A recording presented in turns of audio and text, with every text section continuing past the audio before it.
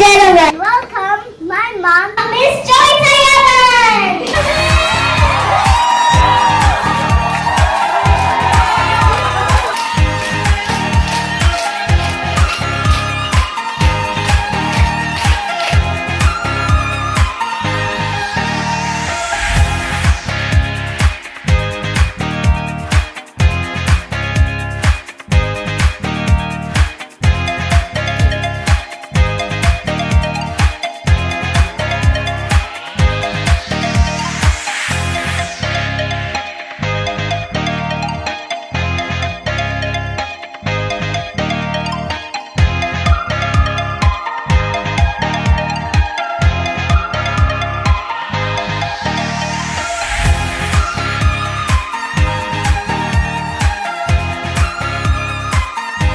So, are you ready?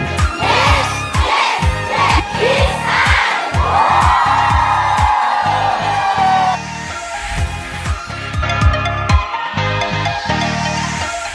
My name is JJ. My name is JM. My name is Job. My name is Jay. And my name is Jamie. And welcome to It's Time Financial House. So, are you ready?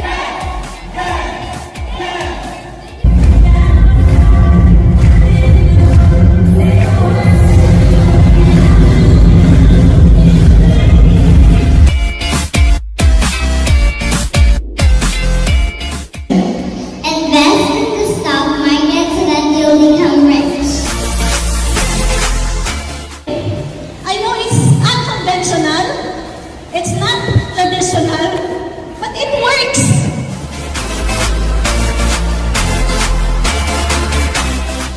Plan, build, secure.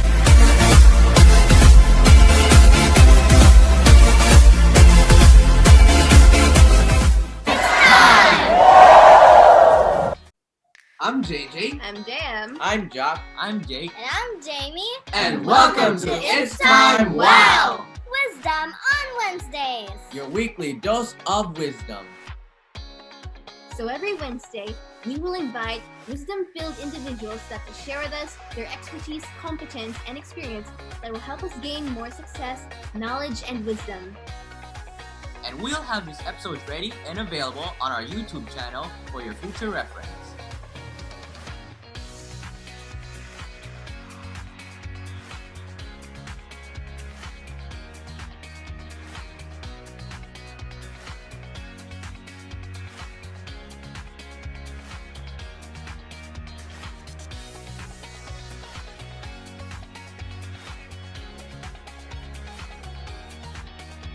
So get your fill of wisdom every Wednesday. It's time!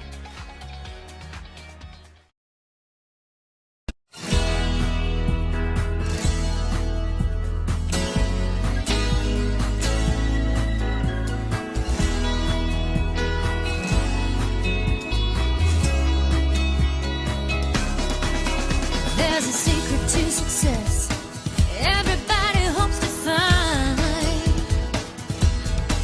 There's a key to the world, and it's mine, all mine. There's a world of opportunity filled with possibility and dreams that I'm gonna find. I got a millionaire mind. I say yes to success. I got a millionaire mind. I say yes to success. I've got a blueprint for the future, brand new design. I'm playing at the money game, winning all the time. There's a world of opportunity filled with possibility and dreams that I'm going to find. I got a millionaire mind. I say yes, I say yes to success. Before we begin, let's start with a prayer. In the name of the Father, and of the Son, and of the Holy Spirit. Amen. Dear Lord, please bless us and open our minds that we will be able to look deep within ourselves and root out the problems in our lives. Make us stronger in our health, that we may be able to energize our bodies and resist all sicknesses, and so that we can help other people with the information that we'll learn through our speaker who will share with us today. All of this we pray through Christ our Lord. Amen. In the name of the Father, and of the Son, and of the Holy Spirit. Amen. Hello, everybody. I'm JJ. I'm JM. I'm Jack. I'm Jay. And I'm Jamie. And welcome to It's Time Wow! Wisdom on Wednesdays. Your weekly dose of wisdom.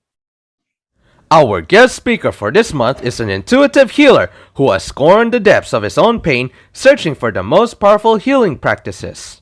He has invested his whole life finding meaning and purpose in trauma and painful events of the past in order to find healing and strength in the present. With more than 20 years of experience learning from different masters and disciplines the arts of self-healing, he has been able to free himself from many traumas, illnesses, and disease, such as child abuse, rape, cancer and AIDS, and a wide spectrum of ill mental health. He learned Kundalini Yoga from a young age from his mother Akasha Kaur, a wonderful prenatal Kundalini teacher, and EFT, or Emotional Freedom Technique, from Diana Rodriguez Basaldua, leading expert in alternative healing therapies. He put together these two powerful techniques to create Tapalini, a powerful technique in a combination of Kundalini meditation, EFT or tapping, and breath work during a group therapy of child sexual abuse in 2018 with Survivors UK. His vision is to enable each and every individual to use their darkest and most challenging emotions to harness their own power, strength, and unique expression of themselves in finding the healing and peace desired within the meaning and purpose of their struggles and pain. By watching, listening, and following his experience and methods, you will gain the perspective necessary to understand the why of your circumstances, purpose, and strength hidden within your dark feelings and emotions, and how to turn your losses into wealth. Welcome to another series here in Wisdom on Wednesdays. Since our family just had the COVID experience, we thought it best to discuss the topic of health. So, we bring an expert from London who healed himself of two major deadly diseases, cancer and AIDS. Health is Wealth is the title of the series, and on the first episode, he will be teaching us the value of pain and disease in our lives, the deeper meaning on why we get ill. He'll tell his own life story and will teach us which negative emotions affect which organ in our bodies. On the second episode, he'll dive deeper into how we self-sabotage, how toxic emotions affect our daily lives, and how to let go so that we'll have a strong and healthy life. The last episode would be the most interesting topic about finding purpose and expression in depression. So, let's learn together in this new series on health here on Wisdom on Wednesdays. Ladies and gentlemen, please welcome Coach Eduardo Blanco. Good afternoon, everyone. Welcome to another series of Wisdom on Wednesdays, where we guest wisdom-filled individuals to share their knowledge and expertise with us. And here we are on our third week of our series, Health is Wealth. Again, of course, with our coach from London, Coach Ed. Hi. Hello, everyone. Hello, Joey. How you doing? I'm good. You? I'm very, very happy to be here with you. Thank you very much for this opportunity. You're And very thank you to all Filipino people. Hello, hello, hello. You're very welcome. And of course, this is a very interesting topic. It's a very powerful topic that everyone should be able to listen to or watch because they'll be learning a lot today. It's about depression. That's right. That's right. And I think that today could be a very important turning point in the life of those individuals who suffer from depression. And maybe they be able to look into themselves and judge their situation differently. And instead of thinking that depression is something that is taking value from them or from their lives, realize that they have an unknown worth that could truly transform their own lives and the way they feel about themselves and about the world. Okay, so we're going to be talking about depression. Depression, yeah. This is like a very heavy topic. It is incredibly, it's so heavy topic, but at the same time, it has so much potential. You will not, I mean, today, I think we will explore opportunities I never thought possible about depression. Yeah. I believe depression is a gold mine. Do you think that you have no money? Do you think that you have no purpose? Do you feel that you have no creativity, or you have nowhere to go for finding your value, your worth? If you suffer from depression, consider yourself lucky. Thank. That is how cool and powerful depression is. The only problem, the only thing is that comes with the feeling of I don't feel like nothing. I want nothing. Oh my goodness. I don't have no energy. I have no motivation. But that is exactly what it's all about. That feeling bad, that feeling low, that feeling demotivated, that feeling like you don't want to go out to the world, like you don't want to meet with anybody, you don't want to have fun, you don't want absolutely nothing. That is exactly why it's so powerful, this one. That is the magic of depression. I truly believe this is a great opportunity to switch. You know how we've been thinking or talking about the switching of the poles, like negative becomes positive and positive becomes negative. This is the kind of conscious shift that we need to make to be able to transform our lives. So I'm very happy to be here and be able to share this experience with you guys. All right, but before we delve deep into this topic, can you just explain to us what depression is? I know it's not the same as just feeling sad. It's not the same as just feeling bored. It's actually very traumatic. And some people, they take it too lightly, but for a person who's depressed, it's not that simple.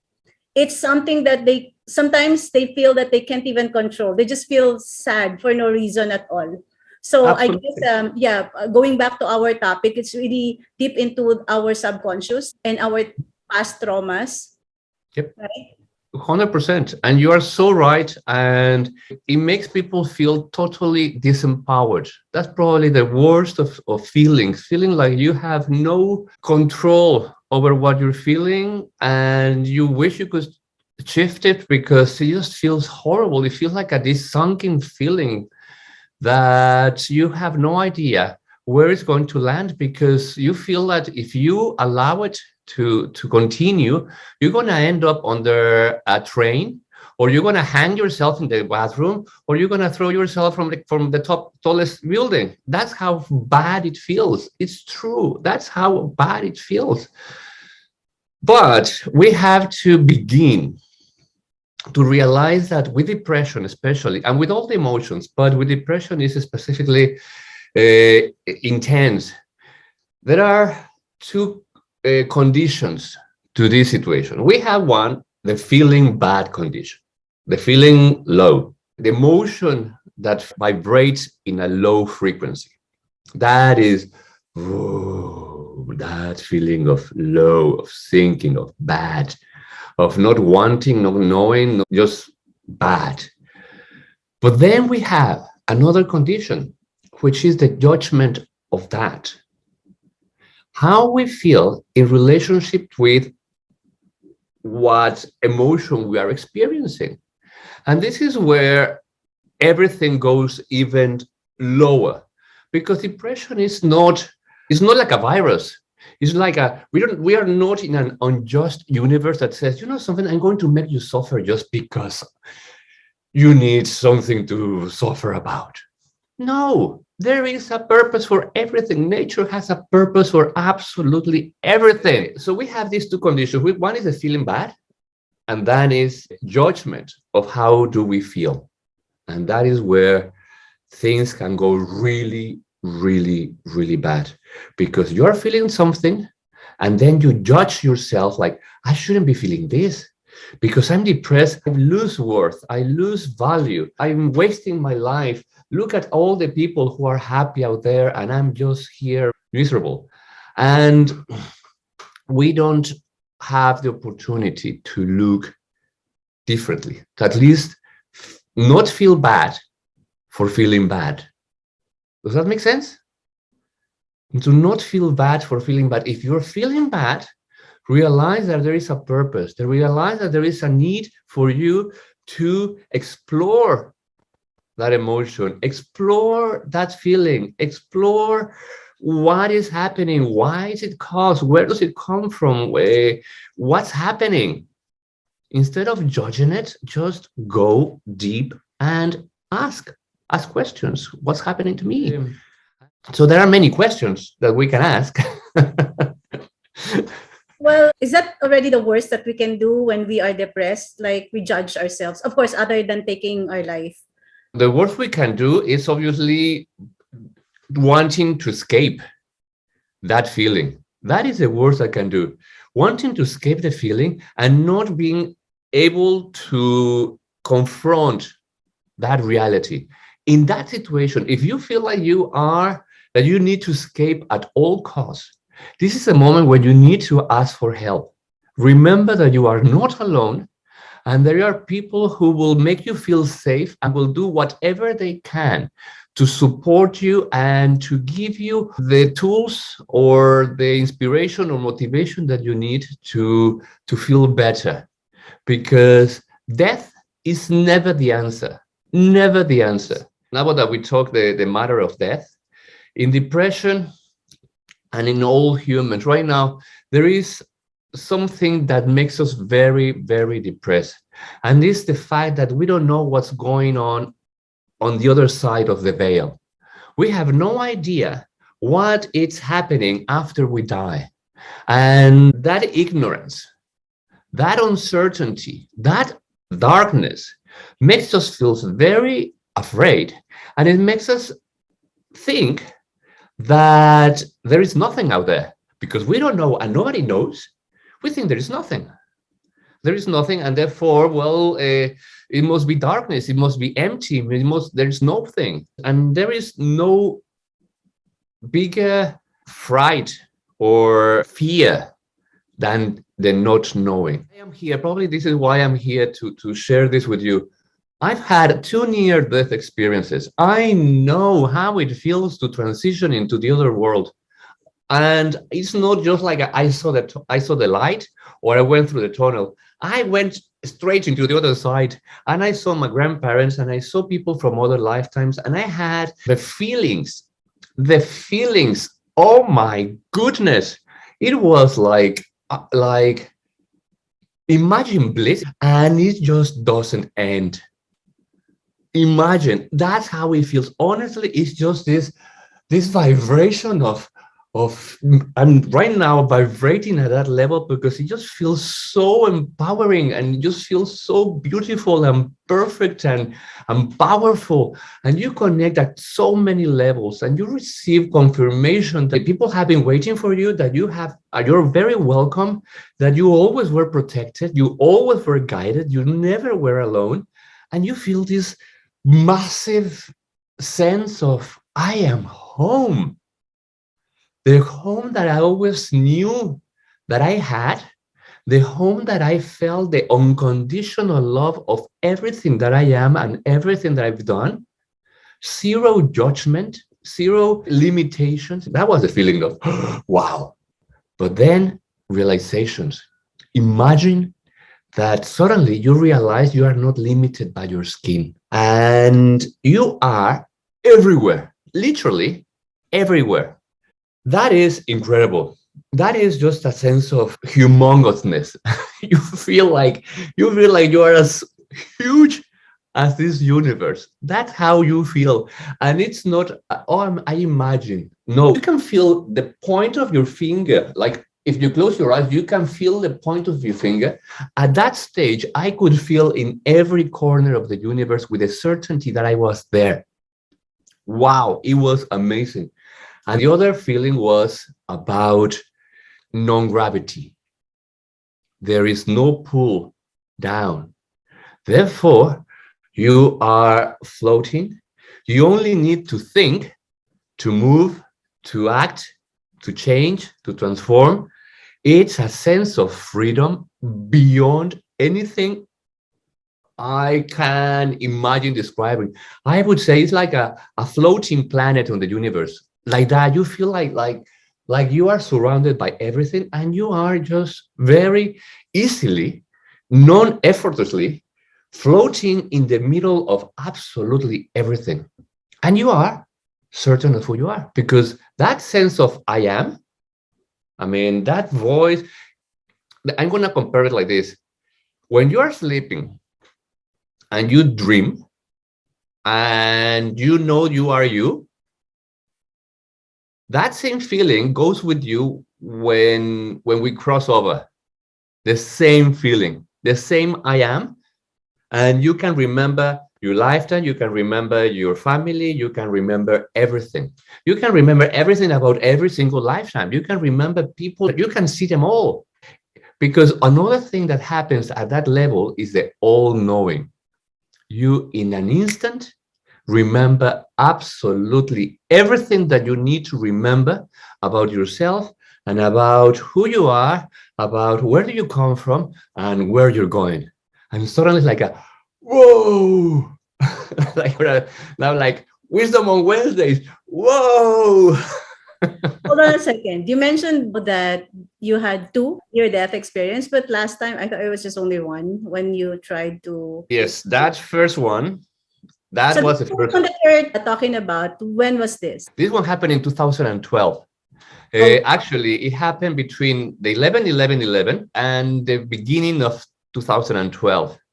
That was when I was in hospital with in coma with in the previous pandemic, which was the influenza N1H1 virus that was totally devastating in the south of you didn't Mexico. mention this because I thought that you had the cancer and then Yes. the AIDS and then the suicide. That's what you mentioned the last time. But this Well, the one, suicide is one. The suicide is one, yeah. and the influenza virus is the other one. All right. Okay. So you didn't mention that the last time. All right. So this one that you're talking about was your near-death experience in 2012 because you were in a Influ- coma because yes, of the influenza. influenza, pneumonia, and AIDS. That Uh, well, doctors just and you were in uh, a coma at that diagnosed time. Oh, okay. 9 days in a coma, So what happened? Like connected. you, yeah, you just died. How did it happen? Well, the thing is, I went in a journey to Mexico. Back then, the end of the world, the end of the Mayan calendar, it was what everybody talked about. I mean, the 2012, whoa, the end of the world. And because of my first near-death experience in 2007, when I received all those insights about not being alone and don't give up and I love you, and beginning to feel the connection with myself and with my higher self, I put into practice that I'm going to heal my body. I'm going to heal myself. So from 2007 to 2011, I got really sick. I'm not going to deny it because the battle between yes, I believe, no, I don't believe. Yes, I can, no, I can't. I'm very powerful. I'm totally powerless. This battle, it was depressing. I was in very, very, very deep depression because I couldn't understand. I couldn't understand why was I feeling so differently? Why was I getting so many messages, signs, confirmations? I mean, I could feel and see with my own eyes how I was seeing messages, people that were coming to me, situations, numbers, colors, everything just makes it was like a magic. But there was a part of me that couldn't stop doubting, couldn't stop doubting. And one day I said, enough, no more. I need to remove myself from this place that was London back then, and I'm going to go to Mexico for the 11/11/11 ceremony, where all New Age people are saying that we're going to receive this enlightenment and we're going to transform in higher vibration entities and we're going to rise above all negativity and density. So I armed myself, sold absolutely everything, gave away absolutely everything I had, my home, my money, everything, all of it. Whatever I had left, I gave it away. And I ended up with a backpack and I went to Mexico in search of enlightenment. 11/11 happens. I mean, the build up to that day, it was amazing. People were flocking to the Mayan Riviera, which is amazing. It's a paradise. It's really beautiful. It's really beautiful. Anyway, I go there. The build up to 11/11/11 is amazing. And suddenly the day comes. And I'm like, I'm not prepared. This is not happening. I'm not feeling it. I'm not feeling the enlightenment. I'm not feeling it. I'm feeling nervous. I'm feeling insecure. I'm feeling like a fake. I'm feeling fake. I'm not feeling enlightened or ready to receive enlightenment. Comes the meditation all overnight. And the next day, the sun rises and I am exactly the same as the day before. And I just went into the biggest depression of my life. Anger and depression. You were frustrated. You have no idea. Next day, I began to experience was lack of breath. I just began day by day to see how the capacity of my lungs, without any pain, began to be reduced. He came to my birthday. My birthday is on the 21st of December. I didn't say anything to my family. We had Christmas. I didn't say anything. And I was breathing very, very little. On the 31st, on New Year's Eve, I told my mom, Mom, I have to tell you something, but I don't know what you're going to make up out of this. Said, I cannot breathe. I have no pain, but I'm really struggling for my breath. If I want to get up from a chair, for example, I have to take many deep breaths before I start. I get up and I have to be very mindful of what is around just to hold on to things because I would get very dizzy. And I'm just really struggling to move. And you were like, oh my God, you want to go to the doctor? Let's go to the doctors. And I said, no, that's another thing. I don't want any doctors. What are you saying? What are we going to do? He said, something is telling me that I need to go into very deep detox. I want to drink only juices from vegetables and fruits. I began to deteriorate from the 1st of January till the 8th. During those 8 days, I had shamans, all kinds of healing being done on me, but nothing was kind of helping. I was not afraid. And I was ready to take it as far as I could. In the last day, on the 8th day, my aunt came to visit. And she was like, this guy is dying, call the ambulance.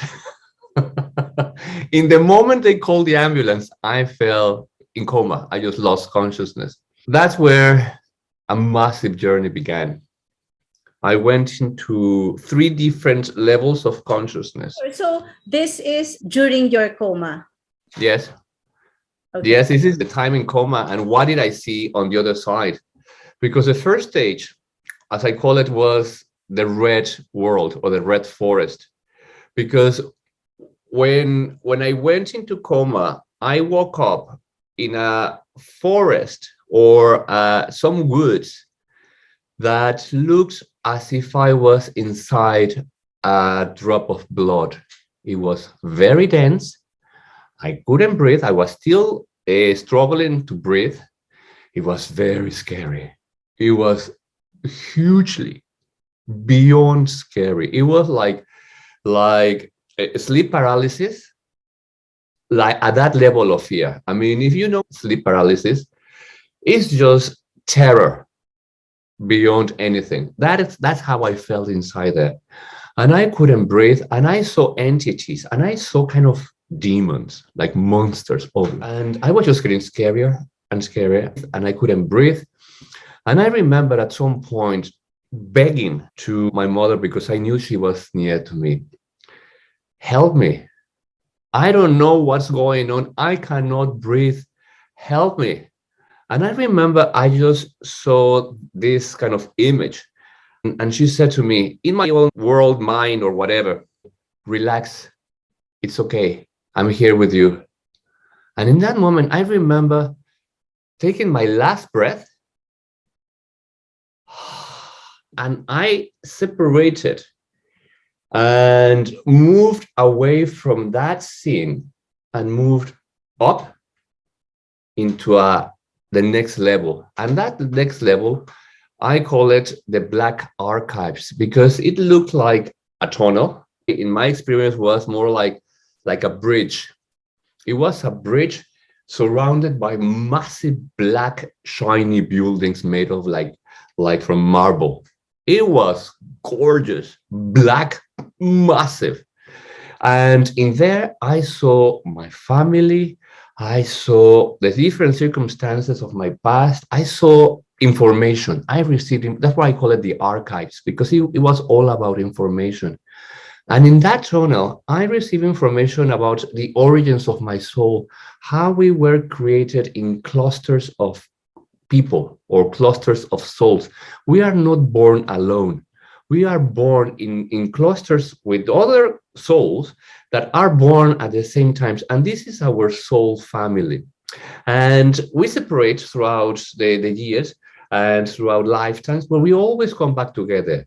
Our mothers become our sisters become our teachers, our friends becomes our parents, and it's constantly shifting for our growth because there is a connection. So we always want to help each other.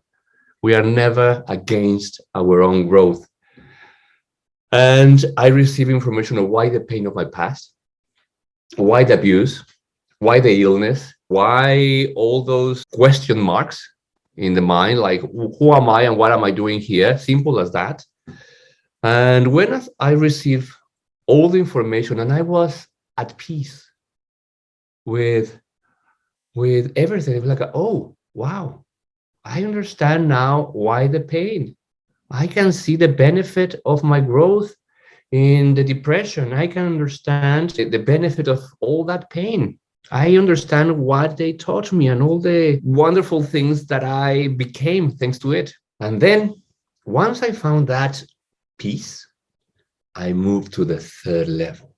I call it the white world, the white beach, because it was huge. As soon as I go out of the black archives and move into the white world, the white beach, and I call it a beach because it looked as if I was looking at the horizon. And there was just a tiny, tiny line that divided the horizon. And I knew, because that was the only thing I could see in that world, that somehow I had to go to that line. He was just calling me. But before I went to the line, it was when I experienced all that joy and bliss and connection and expansion and floating sensations. Once I got kind of used to, which took a few moments to get used to that experience of, I'm here, oh my God, it's like amazing. It's just the most beautiful, amazing experience. And once I got to that point of, I got a choice. Something, somehow, somewhere, I was presented with a choice. And this choice was, still not your time. You can go back or you can go on. And I'm going on. There's no way. There is no way I'm going back. My body is dying in the hospital. My life has been stretched for so many years. I have no money. I have nowhere to go. Yes, my family is there. My mom, she's going to suffer a lot. And I'm very, very sorry for her pain and her suffering. But I am definitely not prepared to live 40 more years or whatever years I have left as the previous 40 years. I have definitely no intention. And I'm going. And I went straight into the line. And as I was getting closer to the line, I began to see above the line, I began to see figures. They were not human because they were more like flames. They were, because they didn't have feet or heads.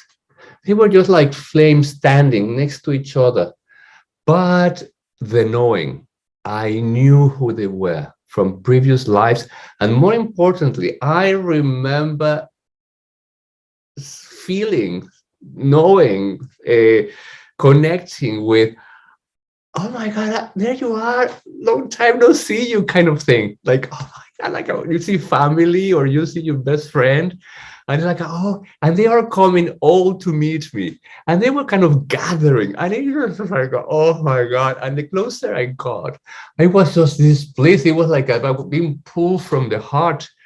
And when I was on my closest to the line, I saw my grandparents, my grandmom, and my granddad from my mother's side who had passed. I saw how they opened kind of a portal. I'm going to cry. And opened a portal and extended their hand. And I could feel the love.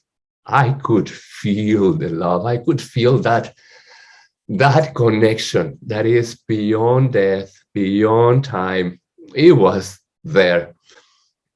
And I'm about to reach out. Obviously, I don't have a hand there, but you feel like you can reach out. You're ready to reach and connect. And as I was ready to make the connection, oh God, I remember seeing this tiny, very faint, but bright light. It was like a tiny, like, I don't know, very small, very, very, very small, but hugely bright. And it came in this direction, like here. And it came from the back. And it went in front of me about an arm's length distance, turned around, and goes into me and pulls me back. And I'm like, what's going on here? I'm not going back. And as I began to resist, instead of one, I see a multitude of these lights coming from behind, all engulfing me in this bubble of light and pulling me back. We were locked because I'm not going back and they were not pulling me back and I was not going forward. So we were pulled in this kind of battle. And at some point, I was removed from that scene and I was put in a very different room. It looked like a green jade crystal cave. And it had a very deep, deep rumble. And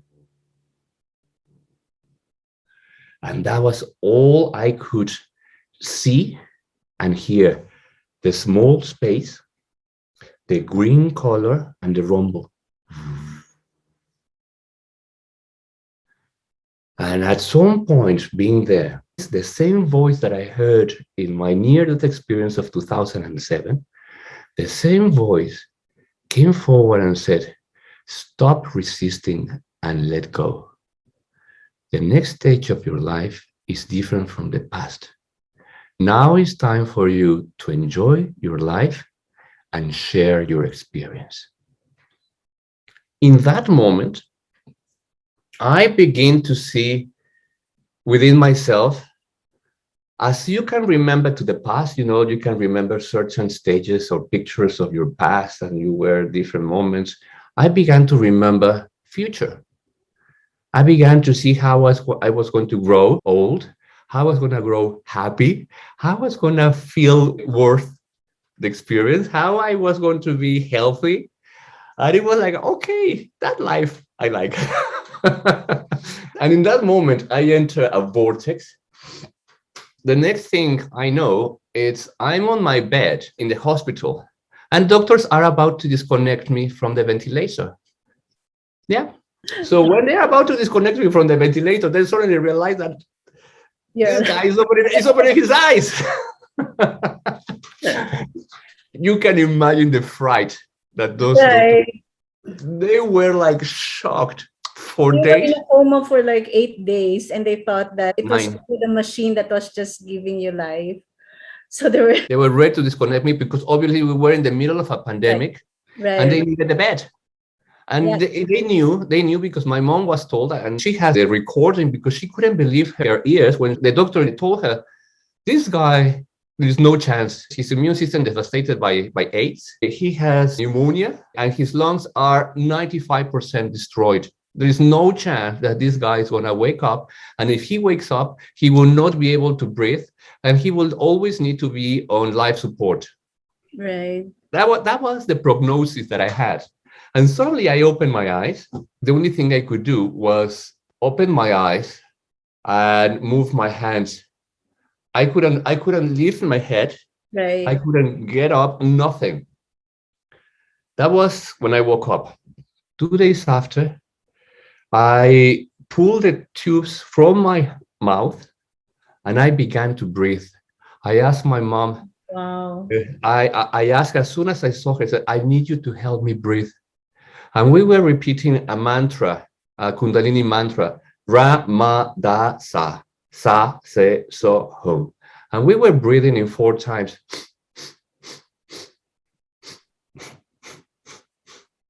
And she was just kind of guiding me. So she was in front of me, helping me. As she was breathing, I was beginning to breathe. It took me 2 weeks to walk out of that hospital. I walked out of that hospital. I can rely, or I can say that all the strength that I managed to gather and all the healing that I managed to gather through all these years now is thanks to the knowledge that we are definitely not alone and that behind the veil of death, there is no darkness, there is no void, there is no emptiness, there is all the opposite. It's amazing. It's amazing. It's mega, mega cool. So you would say, people would say, so what are we doing here? What is the difference between this world and the other world? Well, let me tell you, in the other world, it's all about knowing. You are everything that you can be. The only difference is you don't experience. You don't experience touching somebody's cheeks. You don't experience holding a baby. You don't experience achieving a goal. You don't experience struggle. You don't experience all those things in the other side because you already know it. Everything happens at once. There is no time. Everything happens at once. So there is no need for experience because that's what we're doing here. Here we are experiencing, and there is a beauty of the experience. And this is where they say that angels envy us. It's true. It's because up there, I'm not going to say up there because it feels like it is in the sky. Above our level of consciousness, there is no experience at all. Everything happens all at once. You don't experience anything. That's why we come here to experience. And I believe that in that knowledge, all depression can begin to subside because the origin of depression is ignorance, is not knowing what to do with that feeling, knowing that there is something there and we cannot see it, we cannot understand it, we cannot see its value, and therefore we fear it and we suppose the worst. And this is where our journey into depression truly can manifest into the most beautiful experience of our lives, because depression indeed is a near-death experience. That is true. It's 100% true. Depression is a near-death experience, but in small doses. This is not to put you in danger. It's not to give you suffering. It's about getting you closer to all the information that there is available there, that you have to learn to trust and you have to learn to embrace, because it will teach you about yourself. This is when we begin to put practical understanding, step-by-step understanding and structure to use our depression to find our expression. You know, people who are depressed, they Yes. feel like they have no control about their situation, right? But Yes. we know now that it's not true, as you have mentioned. So what's the best that we can do when we're depressed? Okay, this is the most difficult challenge. You know that how we talked about feeling bad for feeling bad? Well, the challenge is to switch our thinking and begin to feel good about feeling bad. To begin to say, oh shit, I'm on depression. I'm going there. And instead of feeling bad, it's like, okay, I have an opportunity. You will have to teach your ego to surrender and to let go of, but I have so many meetings, but they expect me to be good. I'm supposed to be perfect. I'm supposed to be happy. You have to let go all that and give yourself a me time. As we talked before, if depression is too heavy because you let it stay there for too long without actually paying attention to it, because that's the only way it gets so bad, is because it stays for too long. And like all near-death experiences, if you stay for too long, it kills you. Period. I mean, if I had stayed in my near-death experience 90 days instead of 9, I don't think I would have been here. So that's the first thing we have to do, make the shift and realize that in that feeling bad, there is potential.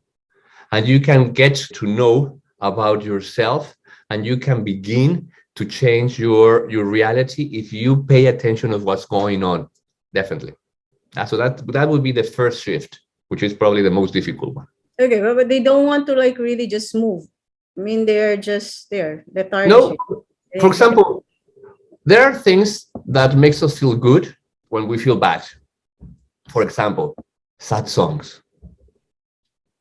The beauty of All by Myself, the song, or the amazingness of the Titanic, or movies that when you cannot stop crying, like, oh my God, you will love them. So it's about beginning to enjoy feeling depressed. We managed to let go of the attachments of the ego, like my war, pretending to be perfect.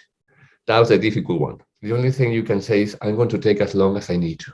In my experience, and this is true, a scout's honor, if you dive deep and stop feeling bad for feeling bad and start feeling good when you feel depressed, it doesn't last more than 3 days.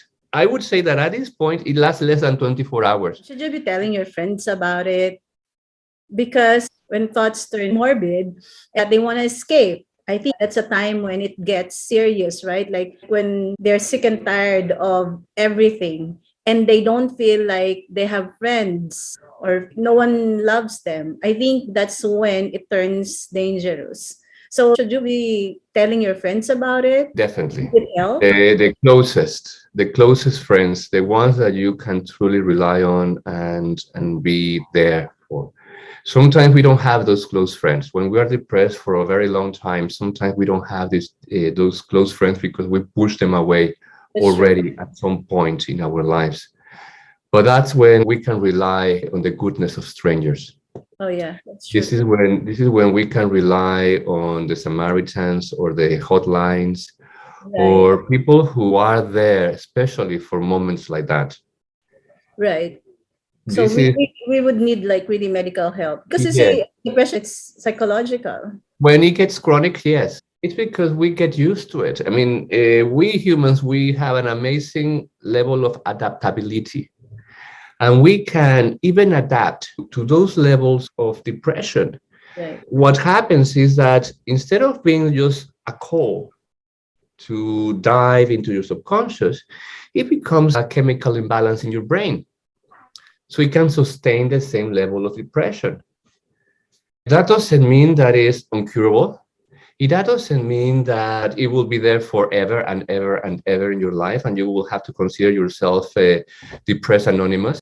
No, it means that you will have to probably take more care and consideration of the support that you get because you allow the situation to grow to exponential levels, and you need to now, little by little, begin to build strength and self-belief.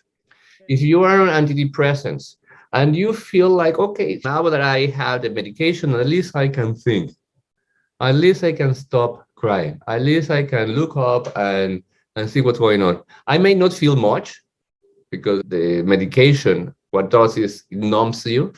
It doesn't make you happy. It brings you to point zero. So at least at point zero, you can see options. And that is beautiful. You have to do whatever feels right for you to do. The kind of depression that I'm more focused here, it's about the depression that hits every, I don't know, probably every Friday night, or hits every 15 days, or hits every time that things go well, that you begin to think, oh, no, no, it's going to go bad, it's going to go bad, it's going to go bad, it boom, goes bad. And then you get depressed because you self-sabotage yourself in some way. And you tell everything that you shouldn't be telling yourself, like, I'm worthless, I'm not worth it, I'm not good for anything, I'm going to be alone all my life, I'm poor and I have no work. I mean, all that stuff. That's the kind of depression that I'm more kind of focused here. Well, you mentioned several stages. You just mentioned, I think, the first stage when you said you have to feel good about feeling bad. Oh, Yes. do we get to other stages? Yes, yes. The next stage is begin to ask questions. In this stage, I would definitely get your diary or a piece of paper and So begin to write. If you think about any possible answers, write down whatever you feel, whatever you're asking, whatever your questions are. Write about the way you are feeling in that moment. I feel terrible. I don't want absolutely nothing. I wish everybody would just disappear. I just want to disappear from this earth. I'm hungry. I don't know what I want. I mean, whatever it is, just write it down as without judging, just as automatic writing.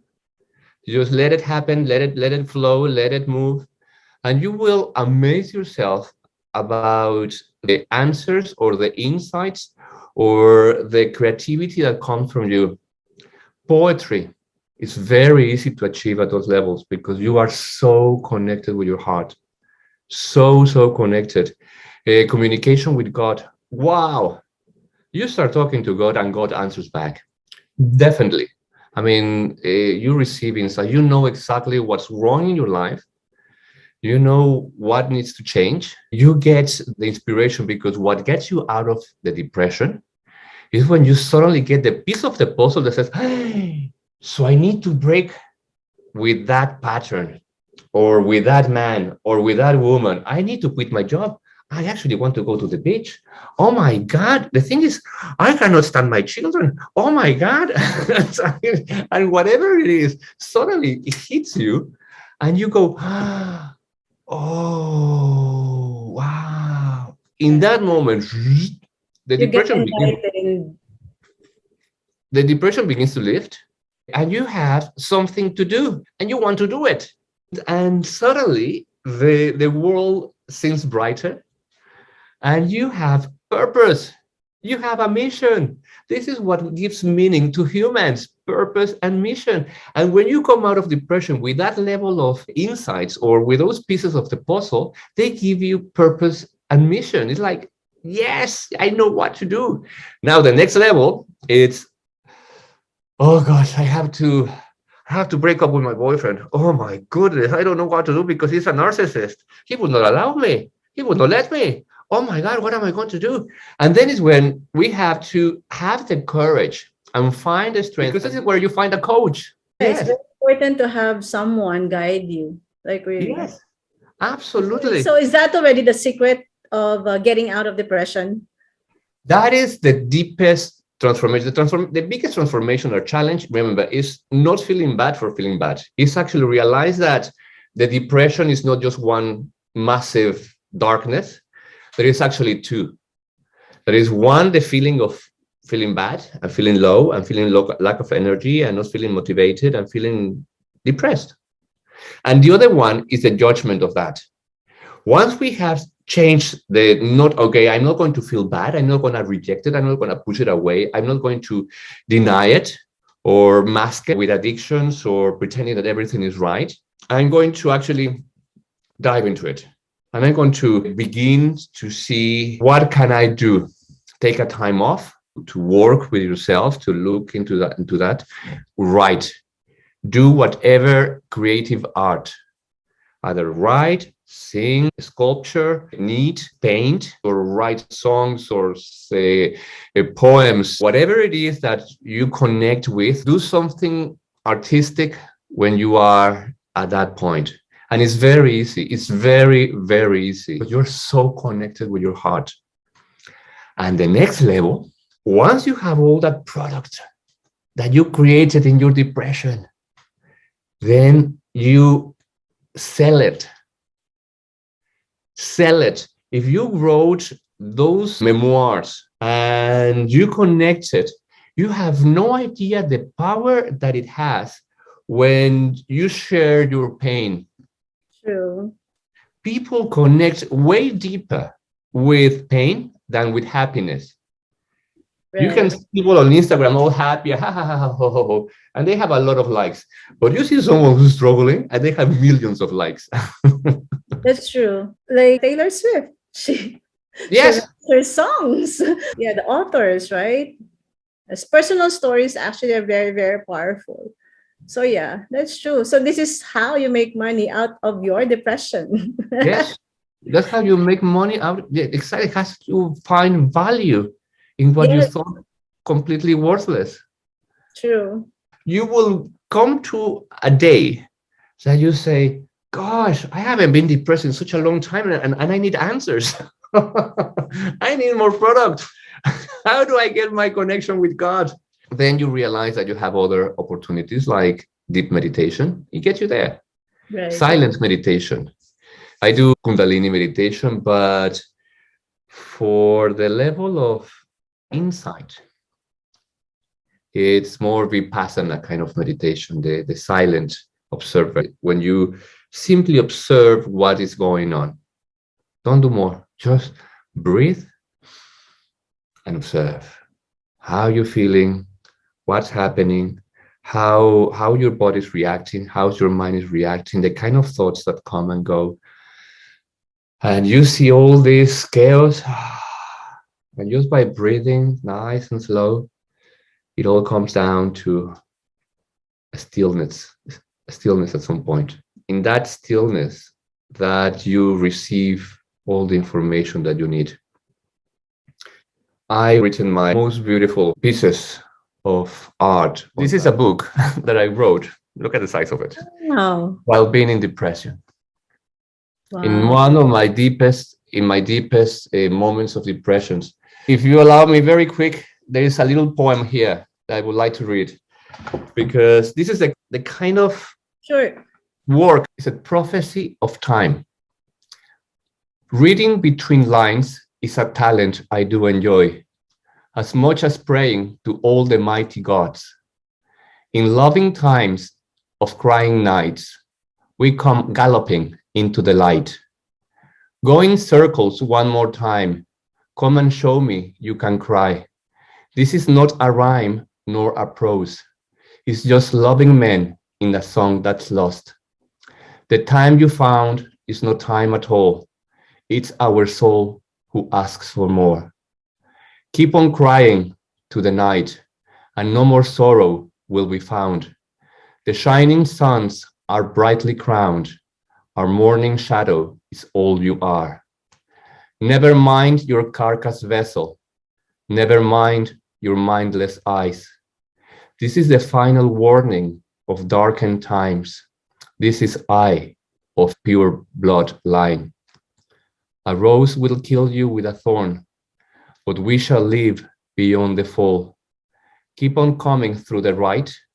Yearn for morning, you'll die time. The time of night shall die, and we shall live for all that's I. Beautiful. Wow.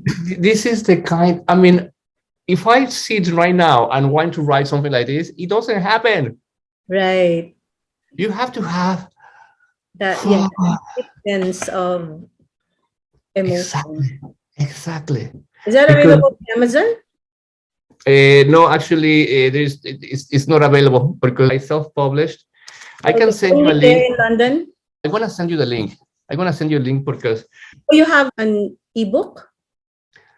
It's like a soft copy of that? oh my God. Do I you? can put it on ebook. I haven't done the ebook, but yes, of course You I can have do the to. ebook. You have to. So then you can sell it on Amazon. Yes. Oh my God. You see? You see? Thank you. Thank you, universe. Thank you, Joey. Thank you, wow. I mean, it would have touched more lives if you share it. Yes. That way. Since 2012, after that journey, Yeah. That was it. The only thing that I experienced powerfully was something that I called a quantum consciousness, because I came back from 2012, honestly, thinking that I was going to walk on water. I mean, honestly, and Yeah. I tried it a few times. And then I go, oh my God, no, I'm not walking on water. What's going on? What's happening? So I had a period of a lot of questions, because my mind was still having kind of, what was this all about? What am I going to do with that? How am I going to share the experience? This is what that voice asked me to do. Enjoy my life and share the experience. How am I going to share the experience? What kind of experience am I going to share? The way I saw it. I wrote a book about my experiences, the way I saw it. So that experience that you just told us, it was Yes. written on a Yes, book? hold on. Experience of 2012. It's on this book. Oh my gosh. Is it available in Amazon? No, this one I will put it Ebook. Oh my god. on an ebook. Yeah, this one it's a bit more detailed. But you know Yes, something of about, course. but you know what's the problem about this book? I wrote it in when? I wrote it 2015, I think. 16. Yes, because I finished it in 2016. And I call it dark light because it is a bit dark, as I mentioned, because I talk a lot about what's going on in my mind, the way it was going on in my mind, and what was going on in my life, which was also very, very dark. So imagine all that confusion and pain and difficulty of the childhood. But in 2015, I think it was when I finished writing this book precisely, suddenly I received, because I call it that I received, right? Because there is no other way I can put it. I received this quantum consciousness, which is like suddenly all the questions turn into not answers, but into clarity. And like, oh, that's why. Oh, is this way? Which more than anything is when you stop asking questions and you begin to follow your intuition. Right. And you stop questioning. You stop doubting. You stop wanting to know all the answers. You stop wanting to figure everything out. And suddenly it's like, it doesn't matter. It doesn't matter. I mean, life is this connection, this ability to transcend, and the universe will do their work. I'm sure that there will be people that will be watching this program that, even if it's just one, that will say, wow, I never thought about depression in that way. That sense, right. And I've written so many things, or I've done so many things that I keep hidden in my closet. I'm going to bring them out and start making money out of them. And there will be someone who's going to become a millionaire. Any advice on people who are going through depression now? Something that always helps me, I put signs on my walls. Yes. And sometimes, this one is always in front of me here. Don't give up. Don't give up. The other one I have is, I love you. And in my door, in the main door, it says, you are not alone. Oh, nice. Or I have another one, I'm enough. Yes. I matter. And you can do this as talking to yourself, like, you are enough. You Right. can do this. Or you can say it as, I am enough. Depending on how you connect more. This is something very practical, very easy. And it makes a lot of difference, because when you need it the most, you look at them and it makes you wonder, how do we communicate? Because we can communicate with our future self. We can communicate with parts of ourselves that really make a difference. And something like this is very easy. Any message to everyone out there, especially those who are going through depression right now? There is massive value in what you are feeling. The way you are feeling matters. Don't push it away. Try to understand it.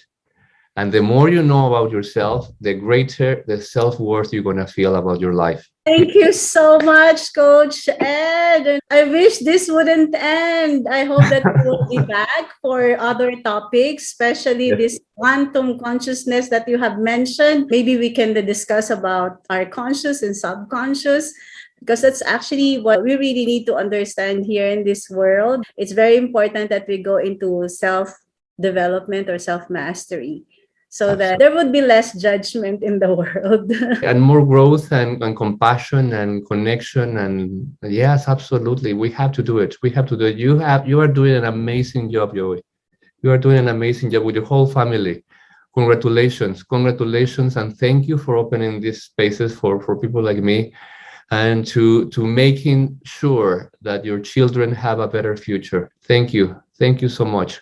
Grateful also that I have met you, even just online. Hope to see Yes. you One day, whenever one day. Yes. we go to London. We were actually planning to go to UK the last time, but just because of the pandemic, because I can always crew for Tony Robbins, and Tony Robbins has an event there in UK, right? Yes. So, it just turned into like a virtual event, but yeah, I can always go there. I have a cousin there who has been inviting us for so long a time. That would be amazing. Amazing. I Mi just hope- casa es tu casa. And I'm going to give your audience a present, because I have a special WoW discount of the 50%. Everyone who listens to this channel and connects with this channel and would like to work with that, bringing their depression to the next level of expression, to kind of bring it up and find that self-worth and find the courage to. So the only thing they have to do is go to my website. We will always have one session free, kind of consultation. But if you want to go straight into the coaching, all the coaching, which is $99, it has 50% discount with the code WOW50. Wow, 50. Yeah. Wow, 50. Thank you so much. I'm JJ. I'm Dan. I'm Jock. I'm Jake. And I'm Jamie. And welcome to It's Time Wow! Wisdom on Wednesdays. Your weekly dose of wisdom. So every Wednesday, we will invite wisdom-filled individuals that will share with us their expertise, competence, and experience that will help us gain more success, knowledge, and wisdom. And we'll have these episodes ready and available on our YouTube channel for your future reference.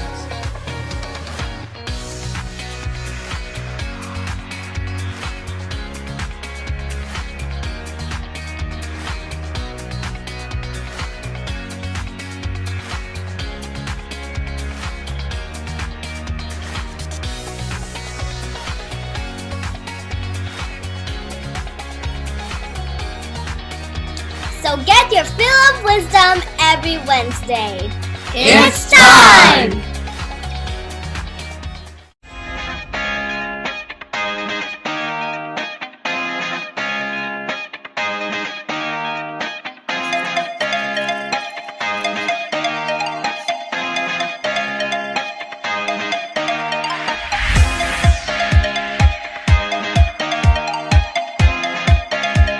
Ladies and gentlemen, welcome my mom, Miss Joy Tayaman.